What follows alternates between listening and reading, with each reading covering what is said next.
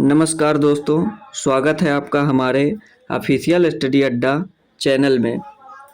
आज हम जी SSC GD और एमटीएस 2024-2025 की जो परीक्षाएं होने वाली हैं उसमें जीके और जीएस के जो महत्वपूर्ण प्रश्न हैं उसका प्रैक्टिस सेट नंबर 4 आज हम लोग देखेंगे, जिसमें बहुत अच्छे प्रश्न देखने को मिलेंगे। आइए, आज का मोटिवेशनल थॉट है, जो किस्मत में नहीं लिखा होता है वो मेहनत में लिखा होता है। बिल्कुल सही बात है दोस्तों, जो किस्मत में नहीं लिखा होता है वो मेहनत में लिखा होता है। इसी थॉट के साथ आज का प्रश्न है नंबर 1, जो है बनारस के इनमें से किस राजा को 1781 ईस्वी में वारेन हेस्टिंग द्वारा गिरफ्तार किया गया था। 1781 ईस्वी में बनारस के किस राजा को वारेन हेस्टिंग द्वारा गिरफ्तार किया गया था? ऑप्शन है बलवंत सिंह, ऑप्शन बी है चैत सिंह, ऑप्शन सी है उदित नारायण सिंह और ऑप्शन डी है महीप नारायण सिंह। इसका हमारा सही उत्तर हो जाएगा दोस्तों चैत सिंह। जो चैत सिंह थे राजा, इनको ये बनारस के राजा थे और इनको 1781 ईस्वी में वारेन हेस्टिंग द्वारा गिरफ्तार कर लिया गया था। कुछ और जानकारी लेते हैं। बनारस में 1781 में वारेन हेस्टिंग ने राजा चैत सिंह को गिरफ्तार किया था। वारेन हेस्टिंग 1774 ईस्वी में भारत के प्रथम गवर्नर जनरल बना था। वारेन हेस्टिंग 1774 ईस्वी में भारत के प्रथम गवर्नर जनरल बने थे और यह राजकीय कोषागार को मुर्शिदाबाद से हटाकर कलकत्ता लाया था और गीता के अंग्रेजी अनुवादकार विलियम विल्किंस को इसने आश्रय प्रदान किया था। आइए अब हम प्रश्न नंबर 2 देखते हैं। दूसरा प्रश्न बहुत अच्छा है। कुतुब मीनार के 5वें तल का निर्माण निम्न में से किसके शासनकाल के दौरान किया गया? बहुत अच्छा प्रश्न है और इसके ऑप्शन भी देख लीजिए। इल्तुतमिश, रजिया सुल्तान, फिरोज शाह तुगलक और मोहम्मद बिन तुगलक। प्रश्न को बहुत ध्यान से पढ़ना है। कुतुब मीनार के 5वें तल का निर्माण निम्न में से किसके शासनकाल के दौरान किया गया? तो इसका जो हमारा सही उत्तर होगा वो होगा फिरोज शाह तुगलक। इससे रिलेटेड कुछ और देख लेते हैं। जैसे लिखा है, अफगानिस्तान स्थित जाम की मीनार से प्रेरित होकर 1193 ईस्वी में कुतुबुद्दीन ऐबक ने कुतुब मीनार का निर्माण आरंभ करवाया था। प्रश्न को बहुत ध्यान से देखेंगे, उसमें 5वें तल की बात की गई है। बहुत लोग ऑप्शन में यही देखते हैं कुतुबुद्दीन ऐबक है, बस इसी को टिक करो आगे बढ़ो, लेकिन वहाँ बात की गई है 5वें तल की। फिर किंतु वह केवल इसके आधार का ही निर्माण करा पाया था, केवल आधार का ही निर्माण करवाया था। फिर इल्तुतमिश ने इसमें 3 मंजिलों को और बढ़ाया और फिर 5वीं और अंतिम मंजिल का जो निर्माण था वो फिरोज शाह तुगलक ने करवाया था।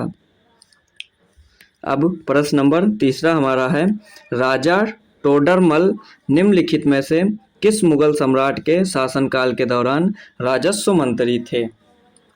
राजा टोडरमल निम्नलिखित में से किस मुगल सम्राट के शासनकाल के दौरान राजस्व मंत्री थे? Option A Humayun, option B Shahjahan, option C Jahangir, option D Akbar. तो इसका जो हमारा सही उत्तर होगा, उत्तर देखने से ही लग रहा होगा कि जो राजा टोडरमल थे वो अकबर के नवरत्नों में से एक थे। तो option number D is correct answer. इनसे रिलेटेड भी कुछ और देख लेते हैं। जैसे राजा टोडरमल अकबर के दरबार के राजस्व मंत्री थे और यह अकबर के दरबार में नवरत्नों में से थे। टोडरमल ने बांस की डंडों से भूमि पैमाई शुरू करवाई थी। इसको ज़रूर आप लोग नोट कर लीजिएगा। डंडों से बांस के डंडों से भूमि पैमाइश किसने शुरू की थी? तो वो टोडरमल ने शुरू की थी। अगला प्रश्न है, बॉम्बे में पहली सूती कपड़ा मिल की स्थापना किस वर्ष की गई थी? पहली सूती कपड़ा मिल की स्थापना किस वर्ष की गई थी? तो इसका जो हम ऑप्शन है 1876, 1867, 1854 और 1845। तो हमारी जो पहली सूती कपड़ा मिल थी वह 1854 में बम्बई में स्थापित की गई थी। अगला प्रश्न है, शरियतुल्लाह खान अंग्रेजों के खिलाफ ... का हिस्सा थे। ये किस आंदोलन के हिस्सा थे? अंग्रेजों के खिलाफ शरियतुल्लाह खान अंग्रेजों के खिलाफ का हिस्सा थे। तो ऑप्शन है फराजी आंदोलन, सन्यासी विद्रोह, वहाबी आंदोलन और फकीर विद्रोह। तो जो शरियतुल्लाह थे वो फराजी आंदोलन के खिलाफ, अंग्रेजों के खिलाफ हिस्सा थे। अब फराजी आंदोलन क्या होता है, आइए उसको भी देख लेते हैं। फराजी आंदोलन हमारा होता है, फराजी आंदोलन का मुख्य उद्देश्य था इस्लाम धर्म में सुधार करना। इसकी शुरुआत हाजी शरियतुल्लाह द्वारा की गई थी। और जो उसमें आपको ऑप्शन में मिले होंगे, सन्यासी विद्रोह तो दिरजी नारायण ने शुरू किया था, वहाबी आंदोलन सैयद अहमद ने और फ़कीर विद्रोह मजनून शाह ने। ये भी बहुत इम्पॉर्टेंट है, इसको भी आप लोग नोट करके आगे चलिएगा। आइए प्रश्न नंबर 6 देखते हैं। मीर जाफ़र को वर्ष ... में पुनः बंगाल के नवाब के रूप में प्रतिष्ठित किया गया था। मीर जाफ़र को किस वर्ष में पुनः बंगाल के नवाब के रूप में प्रतिष्ठित किया गया था? ऑप्शन है 1746, 1674, 1647 और ऑप्शन डी है 1763 से 64। तो इसका जो हमारा सही आंसर है वो हो जाएगा 1763। Option number D is correct.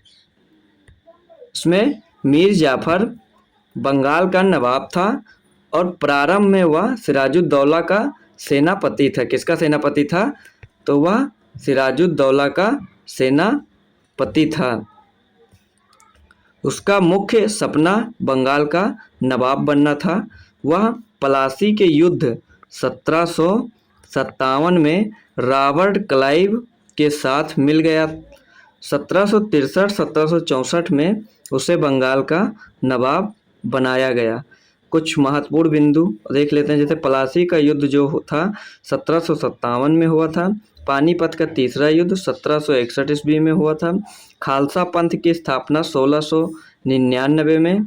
Amritsar की संधि जो थी वो 1809 ईस्वी में। सती प्रथा पर रोक जो था वो 1829 ईस्वी में। प्रथम स्वतंत्रता संग्राम 1857 ईस्वी में। भारत सरकार अधिनियम 1935 ईस्वी में। भारतीय राष्ट्रीय कांग्रेस की स्थापना 1885 ईस्वी में। और बंगाल विभाजन जो हुआ था वो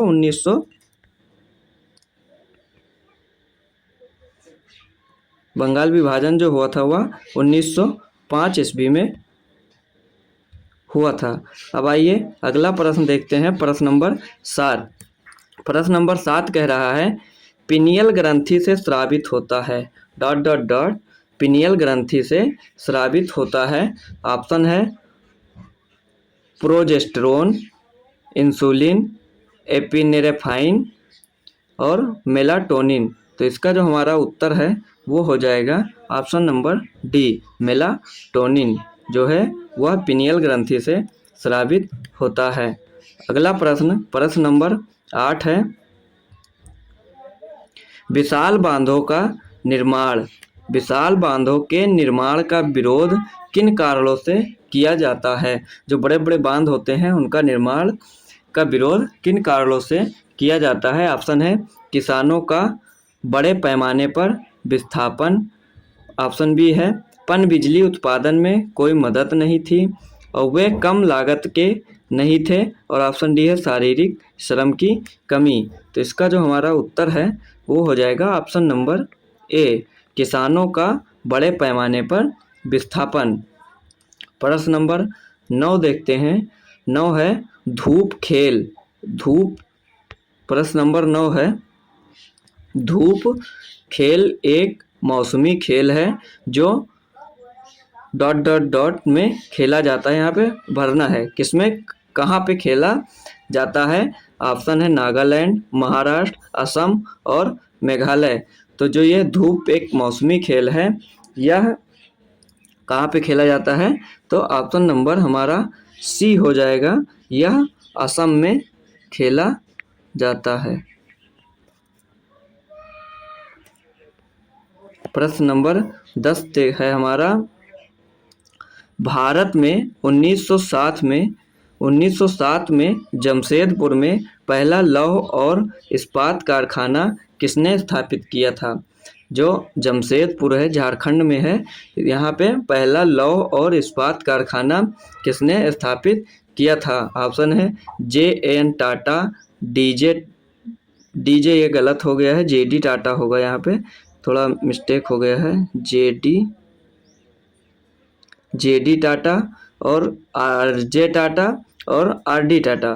तो इसका जो हमारा सही उत्तर होगा वो हो जाएगा JN Tata. JN Tata option number A. JN Tata ने 1907 ईस्वी में जमशेदपुर में पहला लौह और इस्पात कारखाना स्थापित किया था। प्रश्न नंबर 11 है, प्रधानमंत्री रोजगार योजना PMRY योजना कौन से वर्ष प्रारंभ की गई थी। 1995, 1994 और 1993 और 1992। तो इसका जो हमारा सही उत्तर है ऑप्शन नंबर सी है। ऑप्शन नंबर सी, 1993 में PMRY की योजना प्रारंभ की गई थी। अगला प्रश्न हमारा है, भारतीय संविधान लिखने वाली संविधान सभा में कितने सदस्य थे। जो भारतीय संविधान लिखा गया लिखने वाली संविधान सभा में कुल कितने सदस्य थे। ऑप्शन है 198, 298, 299 और 199। तो इसका हमारा उत्तर हो जाएगा, जो सही उत्तर है 299, ऑप्शन नंबर सी। अगला प्रश्न है प्रश्न नंबर 13, निम्नलिखित में से कौन सी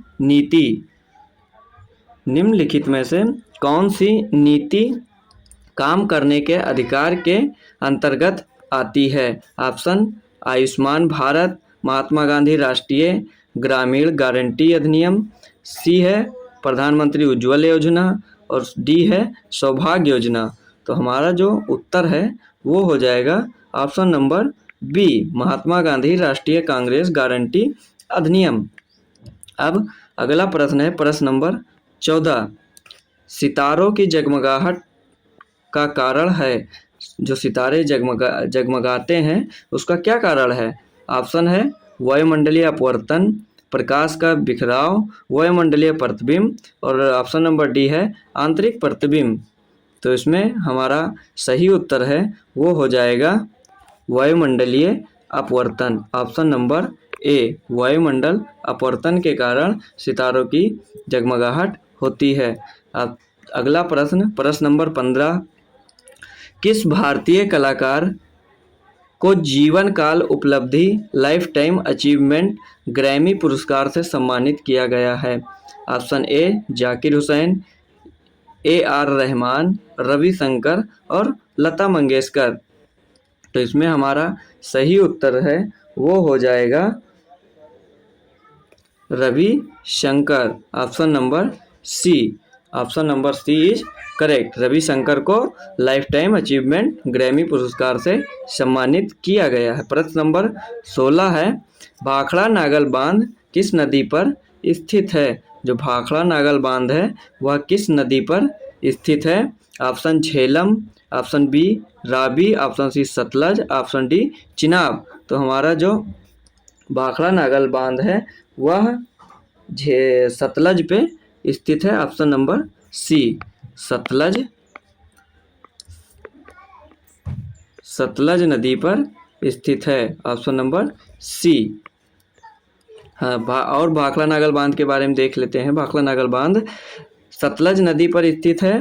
भाखड़ा नागल डैम भारत का प्रथम कंक्रीट बांध है। भारत का प्रथम कंक्रीट बांध कौन सा है? तो वह है भाखड़ा नागल डैम। भाखड़ा नागल डैम को देखकर पंडित जवाहरलाल नेहरू ने आधुनिक भारत का मंदिर कहा था। बहुउद्देशीय नदी घाटी प्रोजेक्ट को भाखड़ा नागल बांध डैम से पंजाब, हरियाणा, हिमाचल प्रदेश और राजस्थान ये सभी लाभान्वित राज्य हैं। इन सभी राज्यों को लाभ होता है भाखड़ा नागल बांध से। सरहिंद नहर प्रोजेक्ट किस नदी पर है? तो वो हो जाएगा हमारा सतलज नदी पर। सरहिंद नहर प्रोजेक्ट जो है वह सतलज नदी पर है। आपसे प्रश्न नंबर 17 है, मानव शरीर की सबसे छोटी ग्रंथि कौन सी है?